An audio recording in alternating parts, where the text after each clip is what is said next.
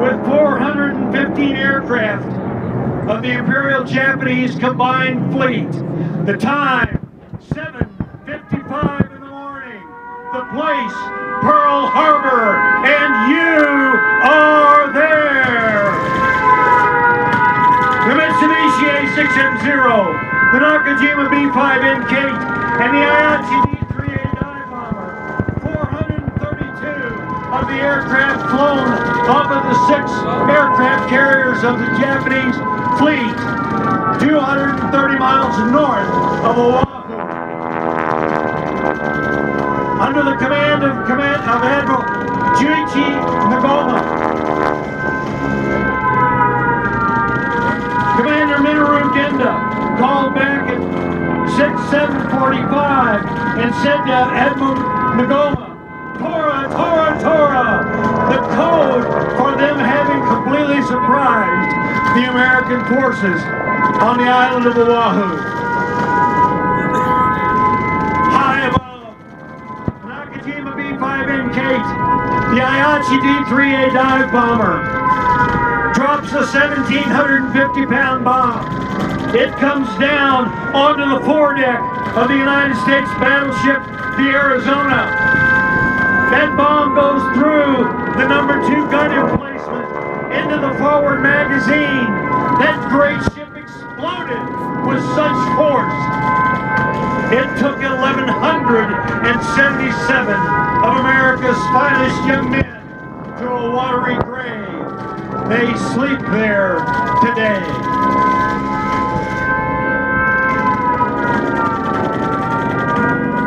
Two young men, Lieutenants Ken Taylor and George Welch, managed to get their P-40 Warhawks off of Haleiwa. They only had 30 caliber machine guns because they were training aircraft. They got their airplanes airborne and managed to shoot down 5 of the invading forces on that December the 7th morning, 1941. The Nakajima B5N Kate with a torpedo between the wheel wells. It laid aim at the United States battleship, the Oklahoma. 3 different aircraft dropped a total of 5 torpedoes into the side of that great ship. She exploded, rolled over on her side. 415 sailors died with the Oklahoma that morning.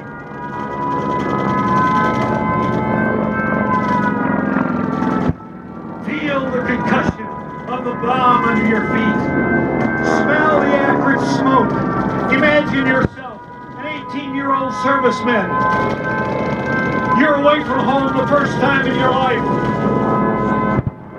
You think you're going to be in a beautiful, beautiful, serene environment. And this wakes you up on Sunday morning, December the 7th, 1941.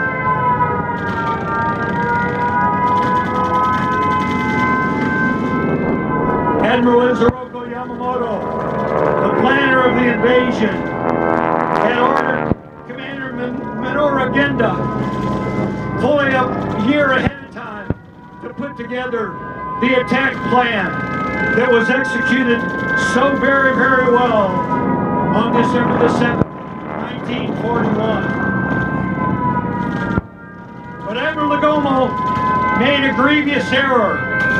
There were supposed to be 3 waves of fighter aircraft come in on Pearl Harbor. Indeed, after the second was recovered, he decided not to send the 3rd wave in, and the Imperial fleet started back towards Japan. As a result of that, America's fuel and our ship rebuilding facilities, our submarine pins, and so much of the other equipment at Pearl Harbor was left undamaged. For over 2.5 hours, this carnage continued. When they finally broke it off and went back to their aircraft carrier, 2,403 Americans had died in and around Pearl Harbor on that December the 7th morning, 1941.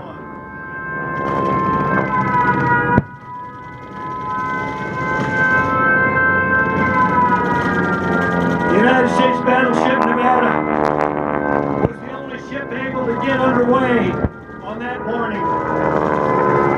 Her skipper had ordered that they keep the steam in the boilers. He got out to his ship and managed to get it headed towards the entrance to Pearl Harbor. The invading forces were all over him like bees on a honey pot. He finally had to beach that great ship on Hospital Point, just at the north end of Pearl Harbor. Listen to our president, Franklin Delano Roosevelt.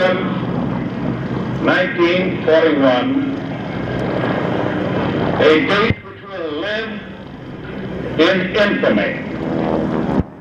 The United States of America was suddenly and deliberately attacked by naval and air forces of the Empire of Japan.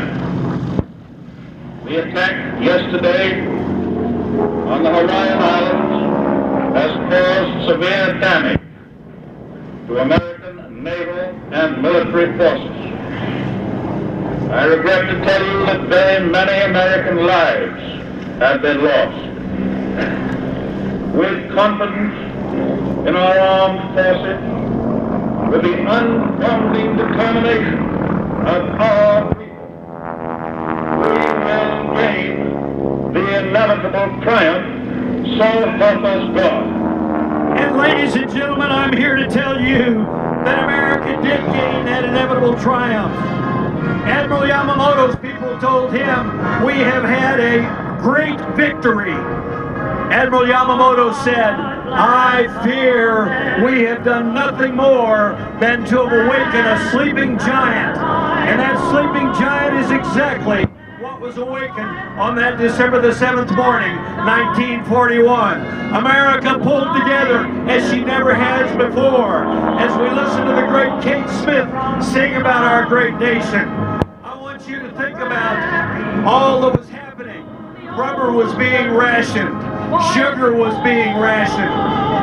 8-, 9-year-old boys were pulling their red wagons around through the neighborhoods, collecting trash that could be recycled into guns, munitions, tanks, jeeps, ships.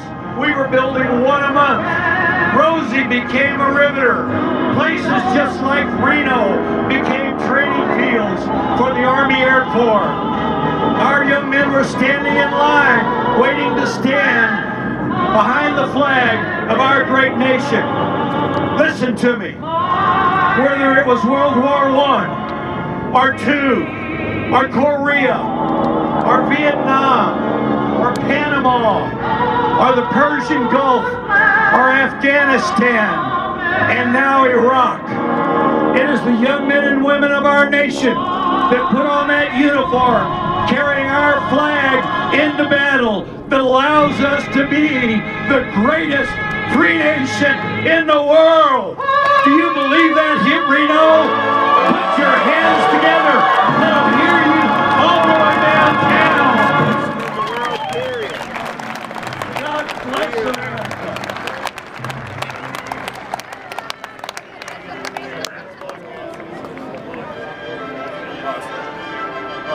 The aircraft that you've seen flying for you today were built by 20th Century Fox for the movie Tora Tora Tora back in 1969. We got our first aircraft, 5 of them in 1975.